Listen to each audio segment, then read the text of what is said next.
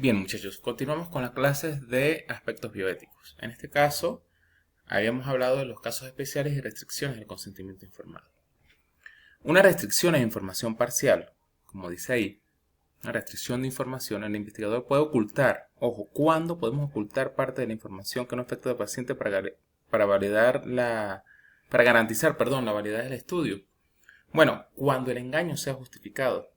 Se da una información incorrecta para evaluar actitudes y comportamientos en estudios donde puede haber sesgos profesionales. Un ejemplo simple es de que si un profesor está haciendo un estudio sobre el comportamiento de los alumnos en el salón de clase, por poner un ejemplo, y yo les digo, muchachos, al fondo está el profesor Ramírez, que va a hacer una evaluación sobre el comportamiento de ustedes en el salón de clase. Adivinen qué va a pasar. Esa información va a tener sesgo, porque ustedes no se van a comportar como normalmente se comportan. En estos casos, ahí tendría que existir un engaño justificado para él poder observar en realidad cómo interactúan ustedes en el salón de clase. Eso es poner un ejemplo. No es fácil conseguir ejemplos donde el engaño sea justificado. Mayormente desde el punto de vista ético y bioético genera conflicto este tipo de cosas, ¿no? Como dice ahí, ambos casos, como la restricción de información, que es cuando el investigador puede ocultar parte de la información que no afecta al paciente para garantizar la validez del estudio, y el engaño justificado, deben ser justificados y avalados por el Comité de Bioética. En casos donde el investigador puede ocultar parte de la información, también tiene que ver que si el paciente la persona objeto de estudio se le está haciendo, por ejemplo, una encuesta y se siente que está siendo observado o analizado, él puede responder de una manera que genera un sesgo importante. Les pongo un ejemplo. Un paciente que ustedes quieren determinar si se cepilla los dientes 3 veces al día o después de cada comida, por ejemplo. No es lo mismo de que ustedes le estén haciendo la pregunta y que él diga, si yo no le digo eso me va a regañar. Entonces ustedes están haciendo un estudio, pero él por miedo al regaño o por miedo a la situación que se está generando, él va a mentir y les va a decir que sí, que él se cepilla 3 veces al día, cuando en realidad tal vez no sea la verdad. Por eso es que muchas veces en este tipo de estudios a veces se debe confirmar con la evaluación clínica de los pacientes. Por ejemplo, ustedes le hicieron una limpieza a un paciente y a los 5 días vuelve con sarro, con materia alba, ¿saben? Y le decimos, le preguntamos si se cepilla cada vez después de cada comida o 3 veces al día y él nos dice que sí, sabemos que muy probablemente nos esté mintiendo. Además le preguntamos, ¿acaba de desayunar o algo por el estilo y no se cepilló? Ese tipo de cosas debemos nosotros estar atentos según el tipo de estudio, ¿ok? Entonces, repito, hay dos momentos en los que yo puedo tener restricción de información hacia el paciente o un engaño injustificado, y eso va a depender de cada uno de los estudios. ¿Cuándo puede haber excesión del consentimiento informado para datos secundarios? Que es eh, otra razón para yo no hacer un consentimiento informado. Y cuando hablamos de datos secundarios, es de que tal vez yo tenga que usar unas piezas dentales de un paciente, tenga que usar alguna radiografía de un paciente, tenga que usar una historia clínica de un paciente, pero hay casos donde no puedo conseguir al paciente o donde el paciente falleció o alguna circunstancia que no sea del manejo de nosotros, y ahí se puede permitir la exención del consentimiento informado para esos datos secundarios, ¿sí? Ustedes siempre van a ver en todos los casos la normativa con el párrafo, por ejemplo, de Helsinki aquí en el 32, o de las guías, qué número de guías pertenece a cada uno de los casos para que ustedes lo puedan leer y lo puedan aplicar en su estudio si en su estudio corresponde. Entonces, ¿cuándo puede haber excepción del consentimiento informado para datos secundarios? ¿Sí? Cuando el consentimiento es imposible o impracticable de obtener. El estudio tiene un valor científico importante se requiere hacer, es más importante, cuando hablamos de riesgo-beneficio, es más importante en estos datos secundarios tal vez recoger la información inmediatamente para el valor científico que tiene el estudio antes de perder el tiempo, porque se puede perder mucho tiempo consiguiendo el consentimiento informado, de, de obtener ese consentimiento para poder hacer el estudio. Y cuando los riesgos no superen el nivel mínimo. Pero siempre debe haber una aprobación previa del comité de bioética si yo voy a realizar esto. Tanto la decisión como la restricción, además de informar el por qué se va a hacer, la debemos justificar plenamente. Este caso de la decisión aplica para historias clínicas archivadas, radiografía, banco de dientes sin consentimiento informado previo.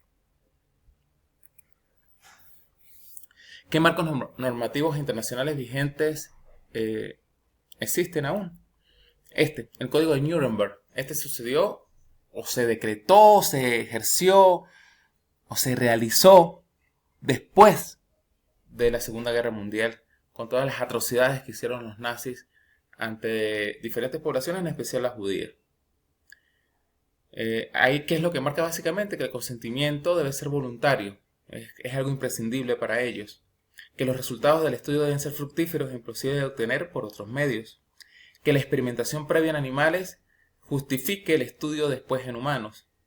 Se debe evitar todo sufrimiento y daño innecesario y no iniciar experimentos con posibilidades de daños irreparables. Debemos tener en cuenta que el riesgo nunca debe ser mayor que el beneficio probable. Fíjense que lo que vemos aquí, lo vamos a seguir viendo, casi todas tienen reglas similares, ¿ok? Normativas similares. También se debe tomar en cuenta, se deben tomar todas las precauciones e instalaciones adecuadas para realizar el estudio. Solo puede ser conducido por personal científico calificado. En el caso de ustedes deben estar acompañados de su tutor. El sujeto de estudio tiene la libertad de abandonar el experimento en cualquier momento. Y se debe interrumpir el estudio si se sospecha de cualquier posible daño. Por otro lado, tenemos la declaración de Helsinki, que es lo más importante para ustedes, muchachos. Es lo más importante para ustedes, la declaración de Helsinki. Desde todas las normas que son importantísimas, la declaración de Helsinki es como nuestra bandera, tanto en ciencias de la salud, para medicina, para odontología. En ella, por ejemplo, en el párrafo 9 marca la privacidad y la confidencialidad, que dice que hay que proteger la privacidad y identidad de los participantes en todo momento y en la publicación. Entre tanto, los párrafos 22 y 23 hablan sobre el protocolo y el comité de bioética, que todo estudio requiere un protocolo escrito aprobado por un comité de bioética independiente antes de iniciar el estudio. Antes de iniciar el estudio. Entre tanto, los párrafos 25 y 26 hablan sobre el consentimiento informado, que debe ser libre, informado y previo a la participación. Incluye 8 elementos obligatorios que se verán a posteriori. El párrafo 27 habla de las relaciones de dependencia. El consentimiento informado debe ser solicitado por colaboradores independientes. Si existe relación de jerarquía estudiante, docente, paciente, médico, si existe esa relación de jerarquía, un colaborador independiente debería solicitar el consentimiento informado.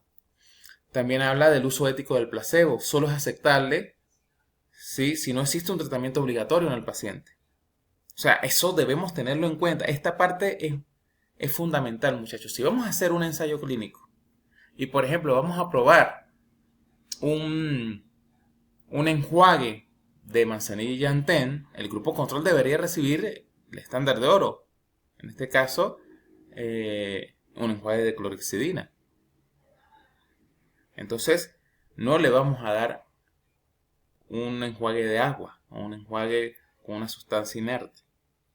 Esto en un caso simple. Para los demás ensayos clínicos de mayor profundidad, aún más hay que aplicar esto. Darle el mejor tratamiento posible aparte del ensayo que estamos haciendo. En el párrafo 30 del Código de Helsinki habla sobre el acceso post-ensayo. Si la intervención es una intervención superior en jerarquía, el grupo control debe acceder a ella al finalizar el estudio. Por ejemplo, si es una intervención muy buena, en estos casos es difícil que se nos dé a nosotros, ¿no? Pero si probamos un material de restauración y estamos haciendo la prueba y ese material de restauración resulta fenomenal, excelente, extraordinario, el grupo control que no lo recibió debería tener la posibilidad de recibir ese material de restauración en las restauraciones que le vayamos a hacer. El párrafo 32 habla de los datos secundarios archivados. Uso del material archivado sin consentimiento informado solo es posible con la aprobación del Comité de Bioética. Aplica historias clínicas, a radiografías, a banco de dientes. Y por último, el párrafo 35 habla de que todo ensayo clínico necesita un registro obligatorio en las páginas que ven ahí antes de que se toque el primer participante. Sin registro es igual a no tener el aval del Comité de Bioética. Todo esto es importante tenerlo en cuenta. Luego tenemos las guías SIOMS que fueron en 2016 y el informe Belmont de 1979 aún vigente.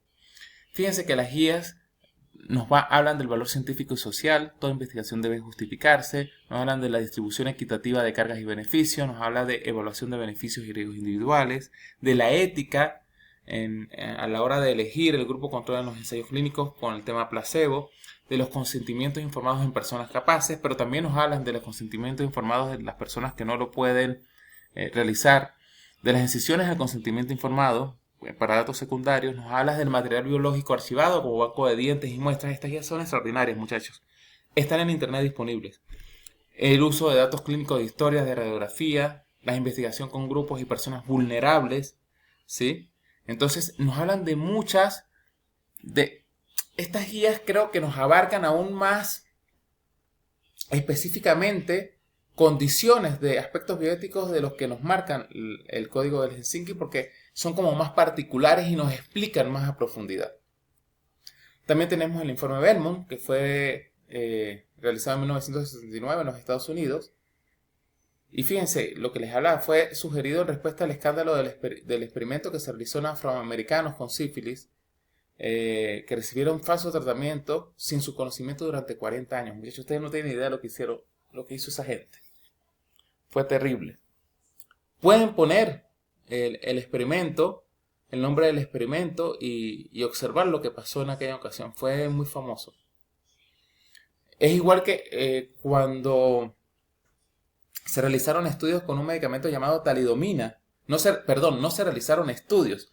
Hubo un medicamento llamado talidomina en los 60, 70 que se le da a las mujeres embarazadas para prevenir o para solapar lo que eran los síntomas que tenían. Yo dije mujeres embarazadas, eso no se dice, disculpe. Las pacientes embarazadas. Obviamente son mujeres embarazadas. No se debe decir pacientes embarazadas. ¿Qué hicieron? Les dieron este medicamento, la talidomina, porque tenían náuseas, para los vómitos, y les funcionó. Pero los niños nacieron sin extremidades. A partir de ahí se establecieron con más rigurosidad los protocolos de los ensayos clínicos, estadios 1, ensayo clínico fase 1, fase 2, fase 3, que son muy importantes todas las fases para cumplir con los requerimientos mínimos de un ensayo clínico. Porque se comenzó a dar el medicamento sin pasar por estas pruebas y produjo lo que produjo. Algo que nos pasó un poquito a nosotros con la vacuna del COVID, pero en esa ocasión era justificable porque había que hacer las vacunas lo más rápido posible. No pasaron por esas 3 fases como tal. Ese informe habla del respeto a las personas, ¿sí? Autonomía informada y protección de las personas con capacidad disminuida, que es la base de todo consentimiento informado, la autonomía para decidir, la beneficencia y no maleficencia, que es maximizar los beneficios y minimizar los riesgos. Hay que hacer una evaluación constante de los riesgos y beneficios. Y la justicia, que se debe hacer una selección equitativa de participantes, no usar grupos vulnerables desproporcionadamente, tener mucho cuidado en estos aspectos. Continuamos con la tercera parte de los aspectos bioéticos.